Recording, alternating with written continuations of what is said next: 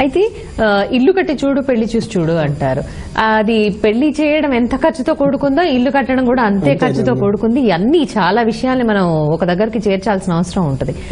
అలాంటి సమయంలో ఇల్లు కట్టి ఆ ఇంట్లోకి వెళ్ళిన తర్వాత వాళ్ళు అక్కడ ప్రశాంతంగా ఉండాలి, అమ్మో ఇన్నప్పులు చేసాము అది అని ఆ టెన్షన్స్ లేకుండా ఉండాలంటే కూడా ఏమైనా రెమెడీస్ ఉన్నాయా?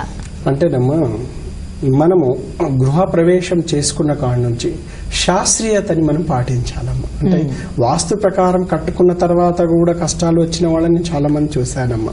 వాస్తు లేక ఇబ్బంది పడ్డ వాళ్ళని కూడా మనం చూడడం జరిగిందమ్మా. అందుకని ఒక డ్రీమ్ హౌస్ కట్టుకున్న తర్వాత వాళ్ళకు ఆ ఇంట్లో ఛాలెంజెస్ వస్తున్నాయి అంటే నేను మొదట ఒకటి అంటాను, మొదటే దానికి గుర్తించాలి. కొన్ని శకునాలు వస్తుంటాయమ్మా. అంటే గృహ ప్రవేశానికి ముందు పిల్లలు కింద పడిపోవడం, చిన్న చిన్న దెబ్బలు తగలడము, అలా కాకుండా ఇతరుల నుంచి చిన్న చిన్న ఆర్గ్యుమెంట్స్ రావడము, అరుసుకోవడము, ఫ్యామిలీలో అంటే ఏదో మనకు లాస్ట్ మూమెంట్ లో కొంచెం టెన్షన్ లో చిన్న చిన్న గొడవలు పడడము, ఇవన్నీ కూడా శకునాలేనమ్మా.